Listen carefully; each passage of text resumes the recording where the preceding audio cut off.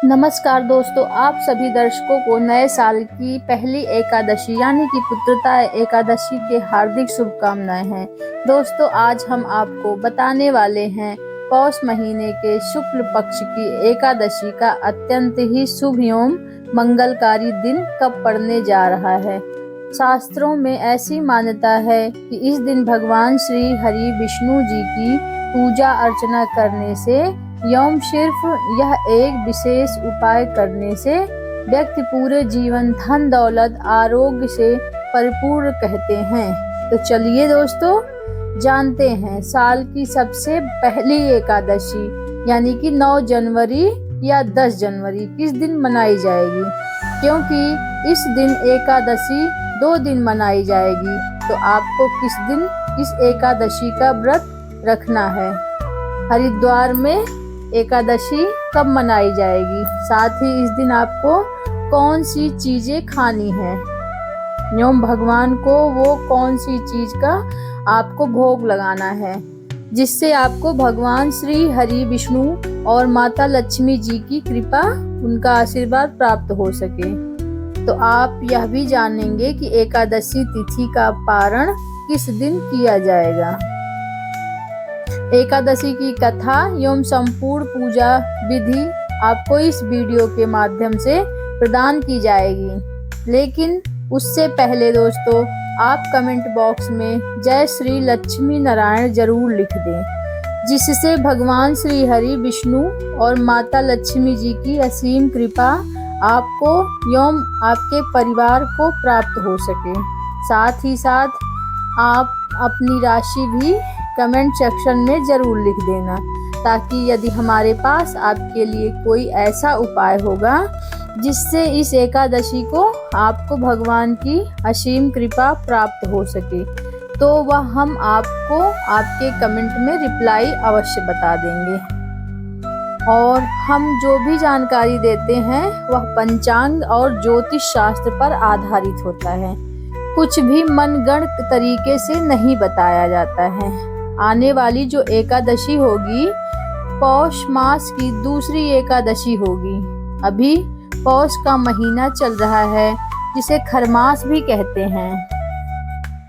खरमास की समाप्ति होगी 14 जनवरी यानी मकर संक्रांति के दिन। इस बीच जो एकादशी तिथि आने वाली है उसका नाम रहेगा 14 जनवरी यानी कि पुत्रदा एकादशी।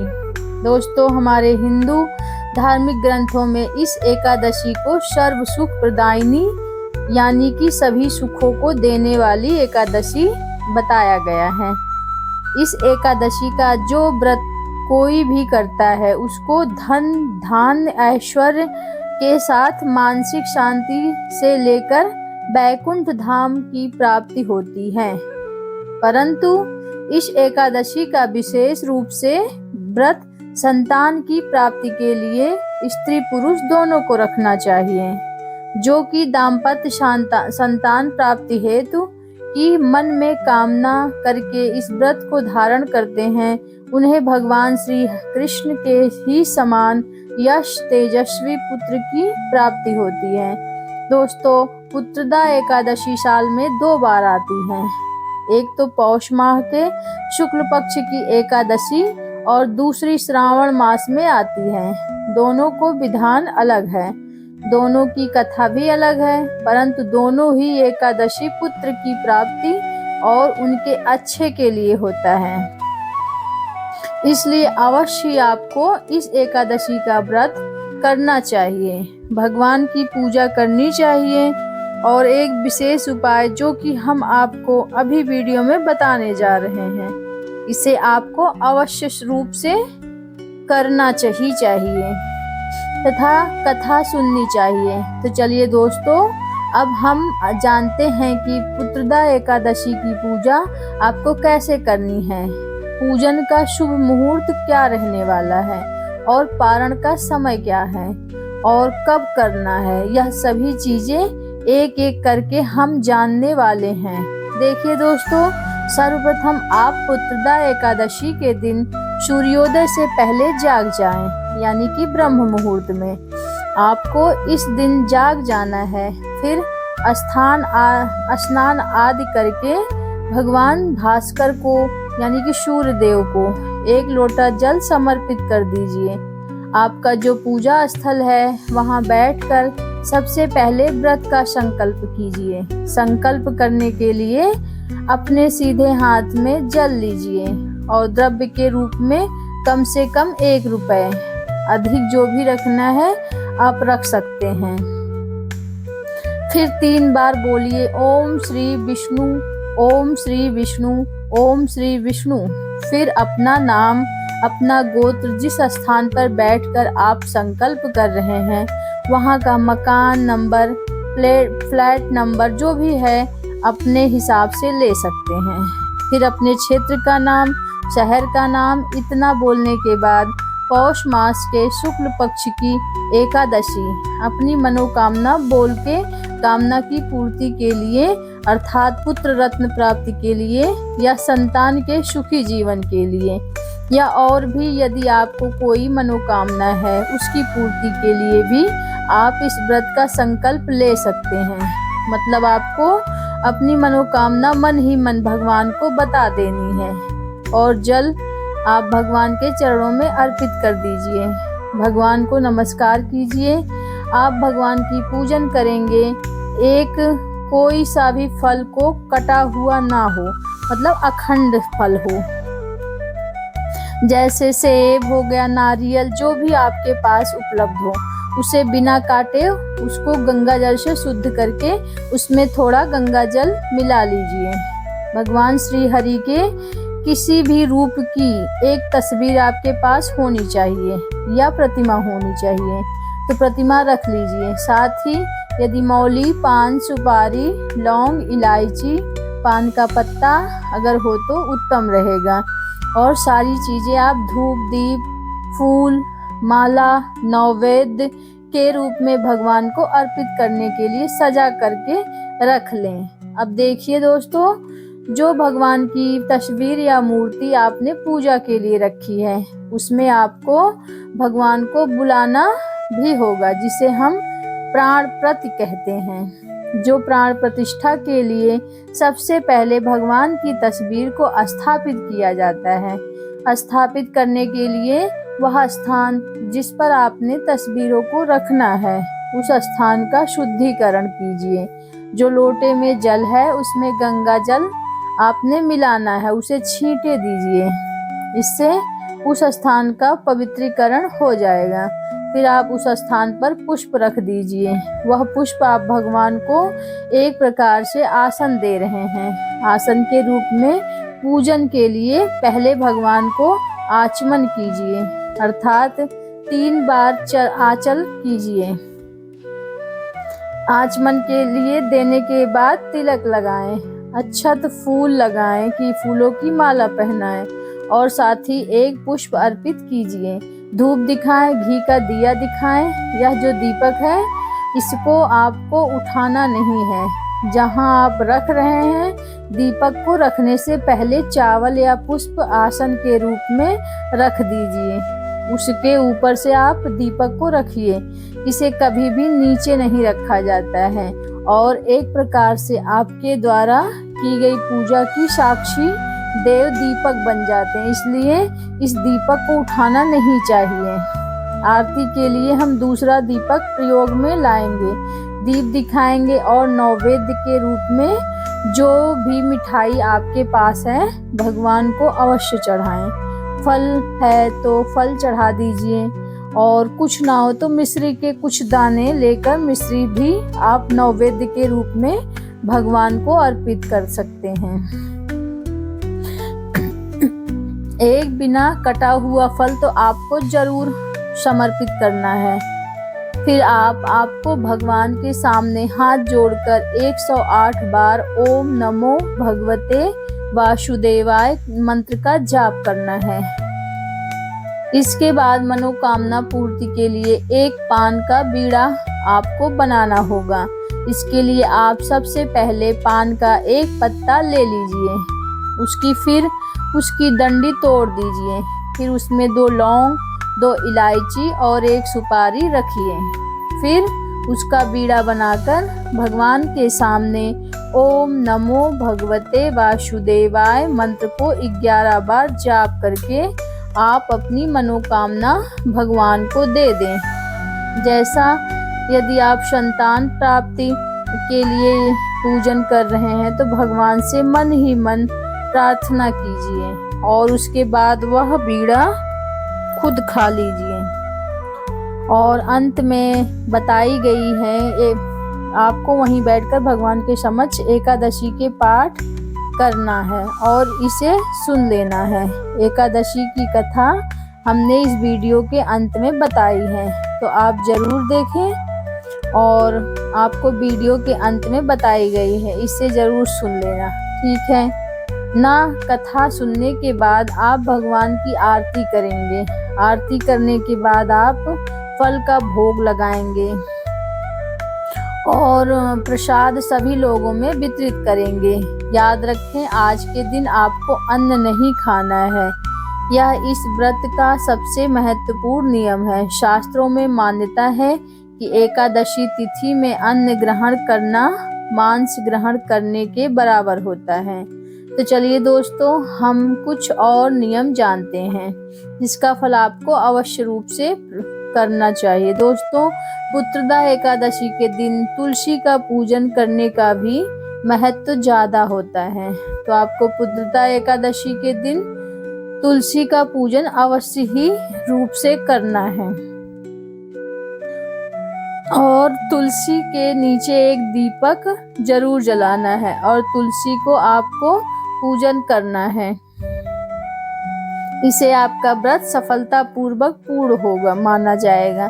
आज के दिन आपको अन्न नहीं ग्रहण करना है, यह भी बात आपको जान लेना है। जो व्रत नहीं कर रहे हैं उन्हें भी आज के दिन चावल का सेवन नहीं करना चाहिए। चावल वर्जित हो। जो व्रती हैं उन्हें केवल फलाहार ही करना चाहिए। जैसे आप कुट्टू या सिंघाड़े से बनी हुई कोई भी वस्तुएं खा सकते हैं, अर्थात पूरी बनाते हैं लोग, पकौड़ियाँ बनाते हैं और खीर भी बनाते हैं, परंतु यह ध्यान रखिएगा इसमें जो नमक है उसका प्रयोग नहीं किया जाता है, मिर्च का प्रयोग नहीं किया जाता है। काली मिर्च या सेंधा नमक का भी प्रयोग व्रत में वर्जित है।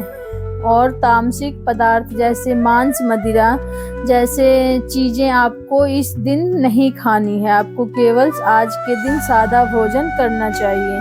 मांसाहार और तामसिक पदार्थ से आपको बचना चाहिए। जो लोग व्रत कर रहे हैं उन्हें अपना दिन भगवान श्री हरि के चरणों में मन को लगाते हैं व्यतीत करना है। किसी के प्रति गलत भाव नहीं रखना है चाहिए। किसी के साथ कोई क्लेश नहीं करना चाहिए। घर में सुख शांति का माहौल रखना है, क्लेश का माहौल नहीं रखना होना। किसी को अपशब्द नहीं कहने हैं। किसी के द्वारा द्वेष की भावना नहीं रखनी है और शालीनता के साथ दिन को भगवान का भजन कीर्तन करके दिन व्यतीत करें, क्योंकि भगवान श्री हरि को कीर्तन बड़ा प्रिय है। जो कीर्तन करते हैं भगवान की उन पर कृपा बसती है। इसके साथ ही दोस्तों, एकादशी विशेषकर ब्रह्मचर्य का पालन करना चाहिए। ब्रह्मचर्य दशमी तिथि अर्थात जब भी आप व्रत कर रहे हैं तो ब्रह्म मुहूर्त का आपको संकल्प अवश्य रूप से पालन करना चाहिए। आप ब्रह्मचर्य का पालन तब तक होगा जब तक कि आप व्रत का पारण नहीं कर लेते। हम सभी एकादशी में बताते हैं आपको यह जो भी नियम, यह आवश्यक नियम है। जो दाम्पत्य जीवन में शादीशुदा हैं उन सभी को भी इसका ध्यान रखना चाहिए। आप ब्रह्मचर्य का पालन करते हुए इस व्रत को पूर्ण करें, इसका नियम बना रहना चाहिए। इस प्रकार से अगले दिन पारण के लिए आपको सूर्योदय से पहले उठना चाहिए। साथ ही बात करेंगे कि पारण की विधि क्या है। आप पारण वाले दिन आपको क्या करना है, जहां आपको भगवान सूर्य को अर्पित करें। भगवान को आप एक लोटा जल में आप लाल पुष्प अक्षत कीजिए, फिर 3 बार जल भगवान के ऊपर छींटा दीजिए।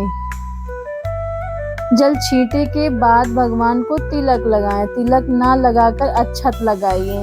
फूलों की माला पहनाएं, धूप दिखाएं और दीप दिखाएं। दीप दिखाने के बाद भगवान को नैवेद्य के रूप में आज हम आपको काले तिल से बनी हुई कोई मिठाई या लड्डू आदि अर्पित करना चाहिए। काला तिल ना हो तो आप सफेद तिल से बना हुआ सभी अर्पित कर सकते हैं। नमस्कार कीजिए और भगवान को पारण का भोग लगाएं। पारण कीजिए और भगवान को पारण का भोग लगाएं। आपको पीले चावल का भोग भगवान को लगाना चाहिए। चावल ना बने तो फल का भोग लगा सकते हैं।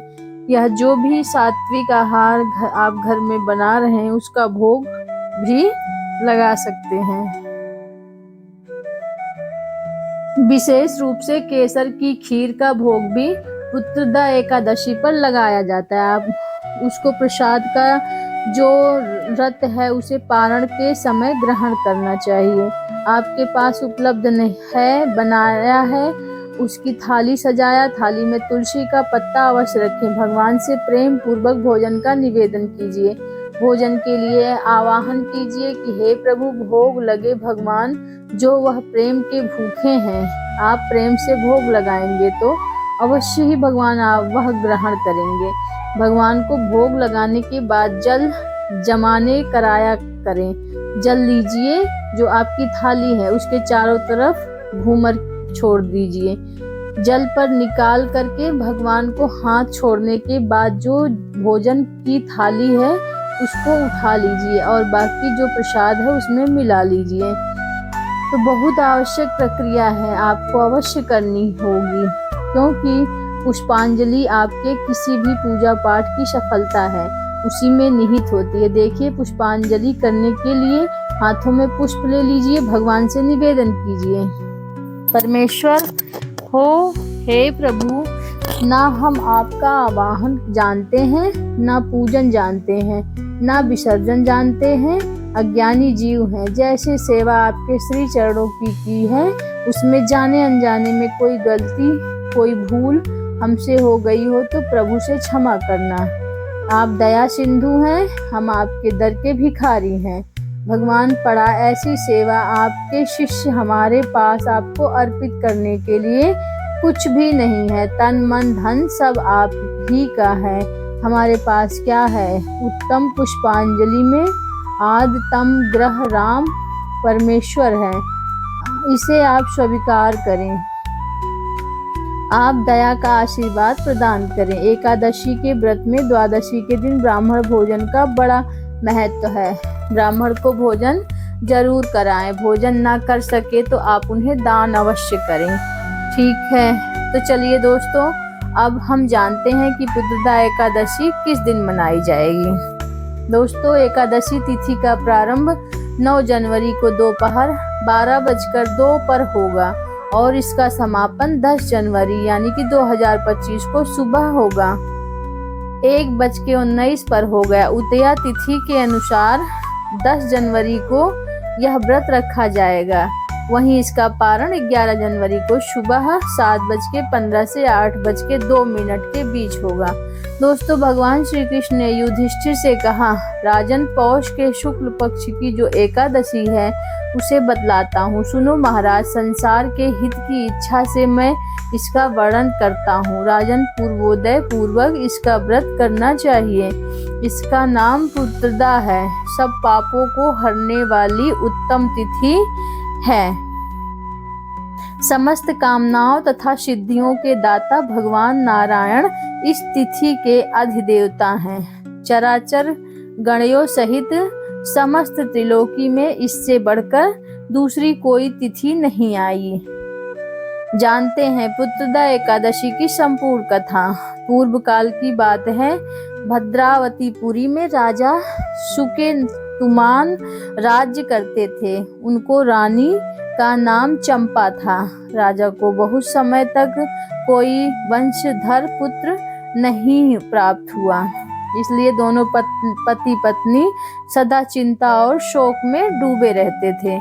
राजा के पितर उनके दिए हुए जल को बड़े ही शौक के साथ पीते थे और सोचते थे कि हे राजा के बाद और कोई ऐसा नहीं दिखाई देता जो हम लोगों को तर्पण करेगा।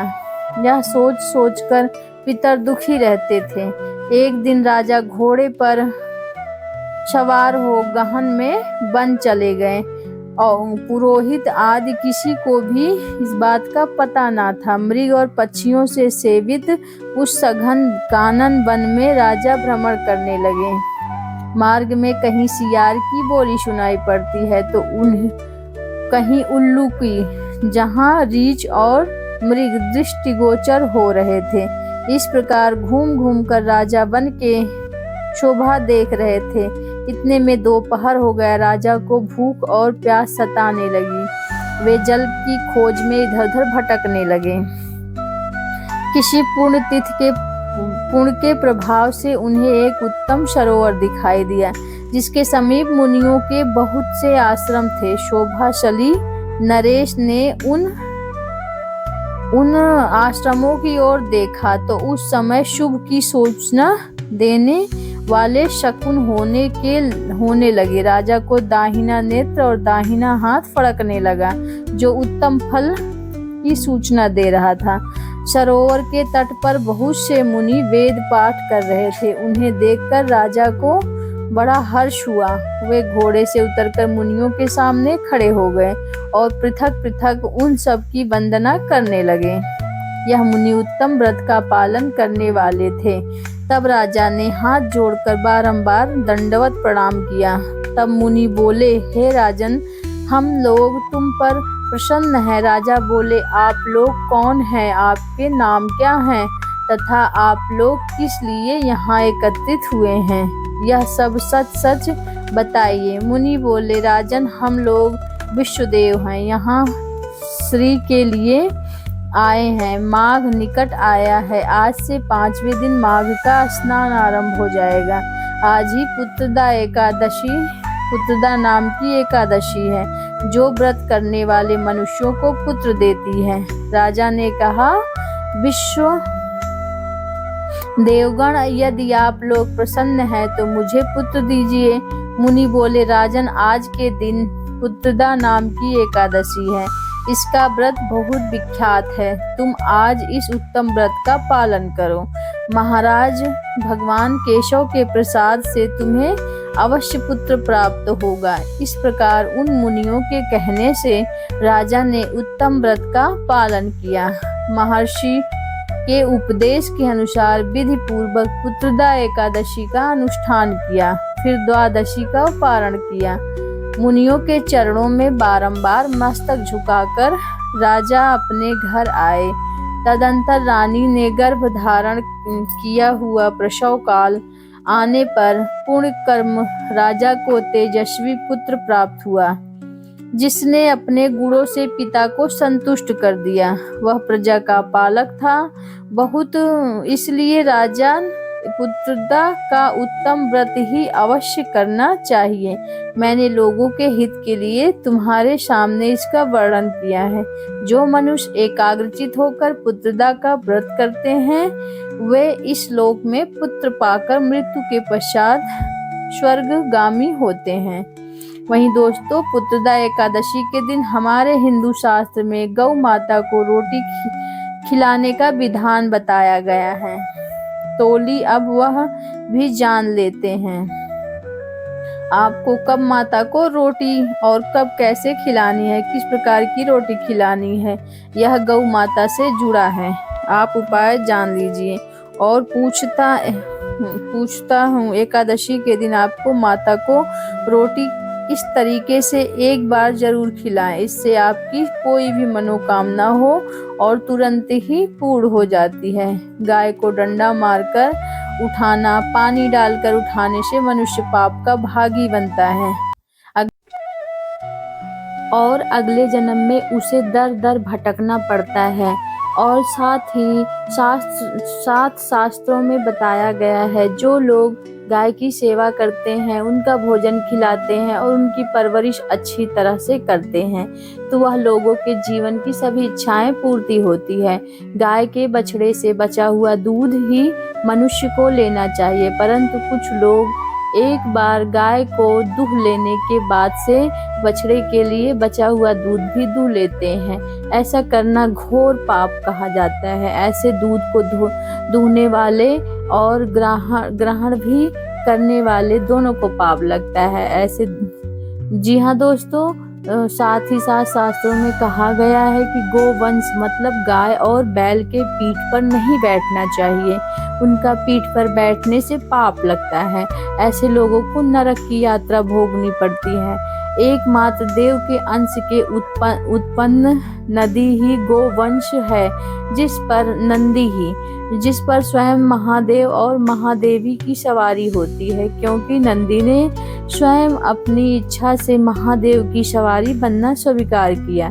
और साथ ही साथ शास्त्रों में गाय के दान को बहुत ही महत्व दिया गया है, परंतु ऐसी गाय का दान कभी नहीं करना चाहिए जो बूढ़ी और बीमार हो, कठोपनिषद हो। नचिकेता की कथा में इस संदर्भ में जिस नचिकेता ने पिता द्वारा बूढ़ी गाय को दान देने पर आपत्ति जताई थी, दूध देने वाली और बछड़े सहित जो लोग गाय का दान करते हैं वह महान पुण्य को हासिल करके स्वर्ग में स्थान पाते हैं। दोस्तों, साथ ही सूर्य, चंद्र, मंगल या शुक्र की युति से, राहु से जो पितृदोष होता है, यह भी मानता है कि सूर्य का संबंध पिता से और मंगल का संबंध रक्त से होने से सूर्य यदि शनि, राहु या केतु या दृष्टि हो तो मंगल की युति राहु या केतु से हो तो पितृदोष होता है। इससे दोस्तों जीवन संघर्ष बन जाता है। यदि पितृदोष हो तो गाय को प्रतिदिन या किसी भी गणेश चतुर्थी व्रत, किसी भी खास दिन, गणेश चतुर्थी के दिन रोटी, गुड़, चारा आदि खिलाने से पितृदोष हर एक मांगलिक काम में गौ माता या उनसे जुड़ी चीजें जैसे गाय का गोबर, गोमूत्र, गाय का दूध अथवा गाय के दूध से बना घी जरूर शामिल करें। इससे आपको पुण्य भाव की प्राप्ति होगी। सनातन परंपरा के अनुसार जिस घर में गाय होती है उस घर से जुड़े सभी वास्तु दोष स्वयं खत्म हो जाते हैं। गाय के ऊपर जो कुबड़ होती है वह बृहस्पति गुरु है। अतः जन्म पत्री में यदि बृहस्पति अपनी नीच राशि मकर में हो तो अशुभ शिवलिंग में जा रहे हो और सामने से गौ माता आई हुई दिखाई दे तो गौ माता को अपनी दाहिनी ओर से जाने देना चाहिए। आपकी यात्रा जरूरी सफल होगी। आप साथ ही साथ यह संकेत भी जान लें, यदि आप यात्रा पर जा रहे हैं और आपके सामने आपकी गाय पड़ जाए अथवा अपने बछड़े को दूध पिलाती हुई सामने आ जाए, दिखाई दे, तो समझ जाना कि वह यात्रा आपके लिए जरूर ही सफल होगा। साथ ही साथ जिस घर में गाय होती है उसमें वास्तु दोष स्वतः ही खत्म हो जाता है। आप भी रोटी बनाएं, प्रतिदिन ताजी रोटी ही बनाएं। अगर आप गाय को आपने रोटी बनाई है और कोशिश करें कि उस रोटी को आप तुरंत ही गाय को खिला दें।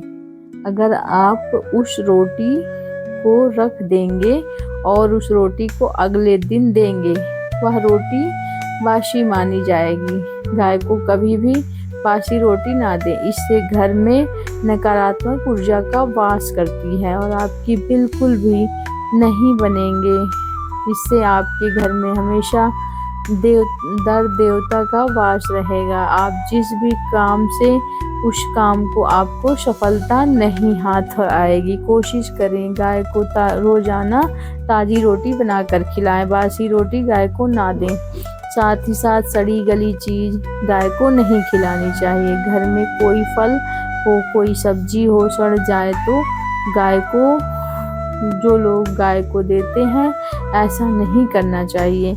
ऐसा करने से यदि आप गाय को खिलाते हैं आपके भाग्य बिगड़ जाते हैं। साथ ही साथ आप आटे की 11 लोई यहाँ पर बनाकर उनके ऊपर हल्दी लगाकर इसके बाद गाय को खिलाएं। हर एक लोही को मिला लें। माता गाय की आप चरणों की स्पर्श करें। दोस्तों, ऐसा करने से आपके समस्त काम बनने लगेंगे। जो दो हक का समय चल रहा है वह भी खत्म हो जाएगा। आपके जीवन में खुशियां ही खुशियां होंगी। एक बार आप 7 बार गाय की परिक्रमा भी कर लेते हैं तो आपके समस्त काम होंगे। साथ ही साथ आप गाय को जब भी रोटी दें, रोटी पर या तो थोड़ी हल्दी लगा दें, या इसी के साथ जो अगला जबरदस्त उपाय है, या हल्दी लगाकर गाय को खिला दें। इससे आपकी हर मनोकामना पूरी होगी और गौ माता प्रसन्न होंगी और घर में सुख समृद्धि का वास होगा। तो लक्ष्मी माँ की कृपा बनी रहती है। दोस्तों, वीडियो को पूरा ही देखें, अन्यथा आपके संपूर्ण ज्ञान की प्राप्ति। आपने यह तो सुना ही होगा, अधूरा ज्ञान हमेशा खतरनाक होता है। इसलिए आखिरी में इस वीडियो में कुछ भी ऐसे चमत्कारी उपाय हो, आप पूरा देखिए। तो आपको यह वीडियो कैसा लगा? अगर आपको अच्छा लगा तो मेरे वीडियो को लाइक सब्सक्राइब जरूर करें और हमारे चैनल प्रीति बस 999 को जरूर से जरूर सब्सक्राइब करें। धन्यवाद।